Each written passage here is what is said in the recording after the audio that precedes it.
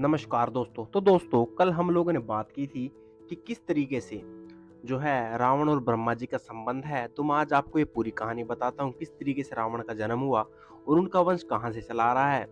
तो दोस्तों जो प्रजापति ब्रह्मा जी हैं, जो इस संसार के रचयिता हैं, तो ब्रह्मा जी के पुत्र थे पुलसत्य ऋषि।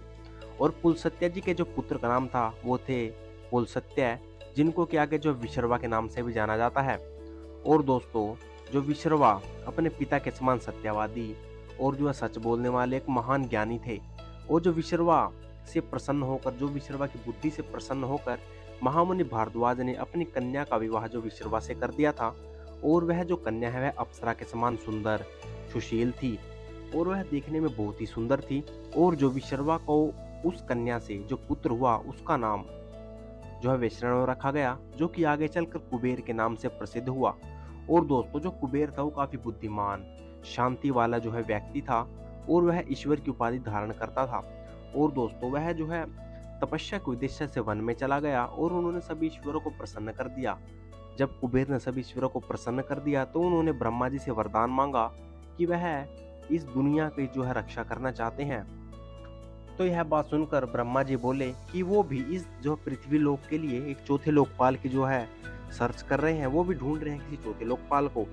तो इसके बाद जो ब्रह्मा जी ने कुबेर को चौथा लोकपाल बना दिया और इसके अलावा अन्य 3 लोकपाल और हैं, जो कि यम, वरुण और इंद्र। अब जो चौथा जो लोकपाल बना वो कुबेर जी बने। और उसके बाद ब्रह्मा जी ने कुबेर को पुष्पक विमान भी दिया, जिससे कि वो कहीं पर भी आ जा सकते थे। तो दोस्तों इसके बाद क्या हुआ कि सभी राक्षस, जो कि दूसरी कहानी है दोस्तों, कि सभी राक्षस जो है रसातल लोक में जाकर बस गए थे, जो कि पाताल लोक जैसा ही होता है। और उस समय जो राक्षसों का राजा था सुमाली, जो सुमाली रसातल तल से निकलकर जो ऊपर पृथ्वीलोक पर आता है। और पृथ्वीलोक पर वो आकर जो कुबेर को देखता है।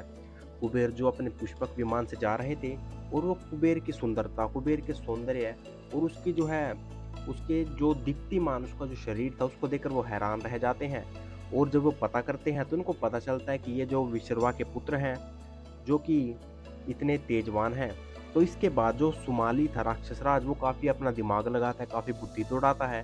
और वह अपनी पुत्री केकसी, जो कि अप्सरा के समान सुंदर थी, जो काफी सुशील थी, जिसको कि धर्म का ज्ञान था, वो उसको बताता है कि अब उसको क्या करना है, कि अब वो जवान हो चुकी है और उसकी शादी का समय आ गया है।